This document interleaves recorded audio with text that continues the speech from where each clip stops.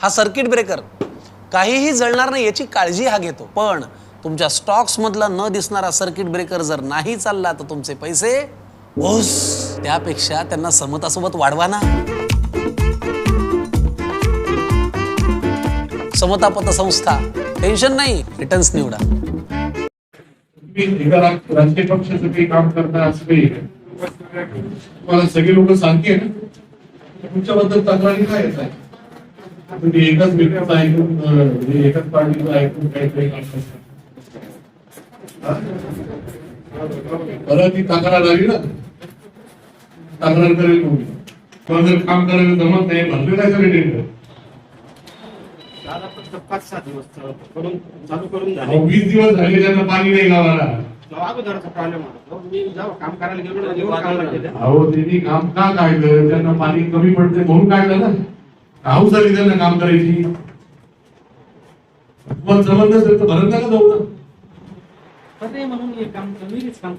तुम्हाला शासनाकडून मिळणारा पगार जनतेने दिलेल्या करातून केला जातो, त्यामुळे ठराविक पक्षाच्याच नागरिकांची कामे करू नका.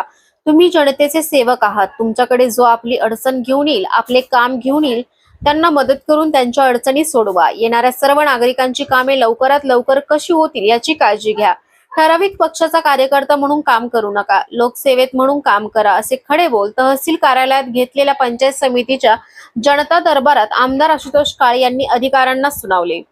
सोमवार दिनांक 8 रोजी पंचायत समितीच्या सर्व विभागातील अनेक नागरिकांची अडलेली कामे त्वरित मार्गी लावण्यासाठी संबंधित विभागाचे अधिकारी व नागरिकांना एकाच वेळी समोरासमोर घेऊन नागरिकांच्या अडचणी आमदार आशुतोष काळे यांनी आपुलकीने जाणून घेत कामचुकार अधिकाऱ्यांना खडे बोल सुनावले. या जनता दरबारात अनेक नागरिकांनी आपल्या अडचणी आणि प्रश्न आमदार आशुतोष काळे यांच्या पुढे मांडले. यावेळी त्यांनी शिक्षण, आरोग्य, पशुसंवर्धन, घरकुल, बांधकाम विभाग, जलजीवन, मनरेगा अशा विभागाच्या कामाचा आढावा घेऊन उपस्थित अधिकाऱ्यांना चांगलेच धारेवर धरले. काही ग्रामसेवकांबाबतच नागरिकांच्या वारंवार तक्रारी कशा येतात, यापुढे तक्रारी आल्या तर मी तुमची तक्रार केल्याशिवाय राहणार नाही, असा सज्जड इशारा कामचुकार ग्रामसेवकांना त्यांनी दिला आहे. यावेळी गट विकास अधिकारी संदीप दळवी, कर्मवीर शंकरराव काळे, सहकारी साखर कारखान्याचे व्हाईस चेअरमन प्रवीण शिंदे, कारभारी आगमन, कारखान्याचे संचालक सुधाकर रोहम, दिलीपराव बोरणारे आदी मान्यवरांसह पंचायत समितीच्या विविध विभागाचे अधिकारी, राष्ट्रवादी काँग्रेसचे पदाधिकारी तसेच विविध विभागातील नागरिक अधिकारी मोठ्या संख्येने उपस्थित होते. कोपरगाव एक्सप्रेस न्यूज साठी सुनील ससाने, कोपरगाव. पाण्याचं एक मोठी विहीर होती ना, याला आणून मोठं मशीन आणून काळ काढून पाईपलाईन केली.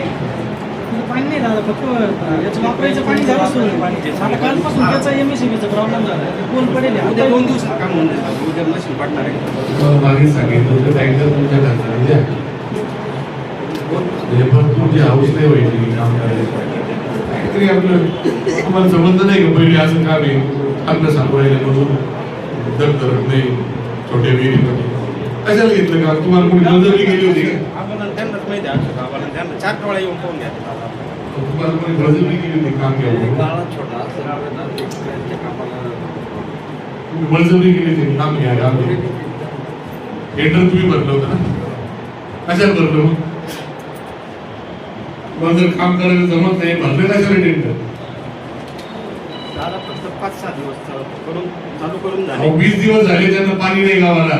अगोदरचा प्रॉब्लेम होता. मी जेव्हा काम करायला गेलो अहो त्यांनी काम का काढलं? त्यांना पाणी कमी पडते म्हणून काढलं ना.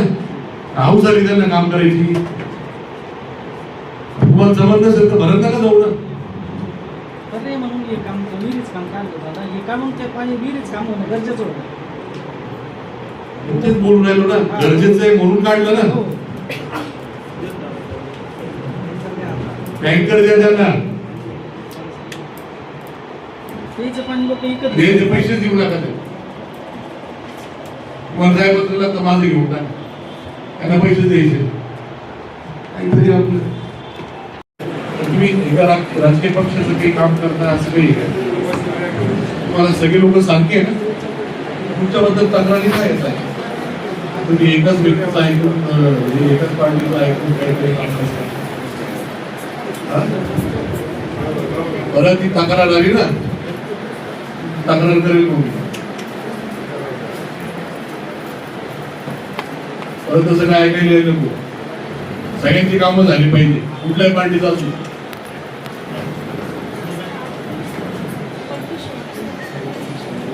घरपट्टीचं बोलत नाही, लोकांचे कामं होत नाहीये, तक्रार तुमची सातत्याने येते. एकच लोकांच्या एकाच पार्टीचं काम आहे.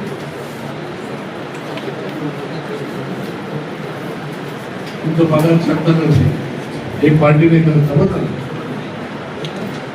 परत तक्रार ऐकायला येईल नको.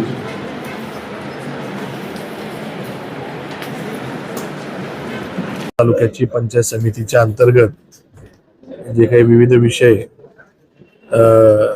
या जनता दरबारमध्ये आले, प्रामुख्याने घरकुलाला वाळू मिळणं हा फार मोठा विषय आहे. आणि टंचाई म्हणजे जरी बऱ्यापैकी यावर्षी पाऊस झाल्यामुळं आणि पाण्याची पातळी चांगली असल्यामुळं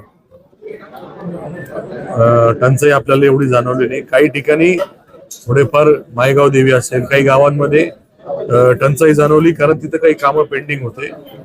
त्यामुळं तो विषय जरी असला, पण आता पुढे जे काही पावसाळा येतोय, शाळा सुरू होणार आहे, त्या अनुषंगाने शिक्षक उपलब्ध करणं असेल आणि एकंदरीत पाणी पुरवठ्याच्या ज्या काही योजना अपूर्ण आहेत ते पूर्णतेकडे जाण्यासाठी जो काही निधी त्यांना अपेक्षित आहे लवकरात लवकर येऊन त्या गावच्या पाणी पुरवठा योजना पूर्ण होतील आणि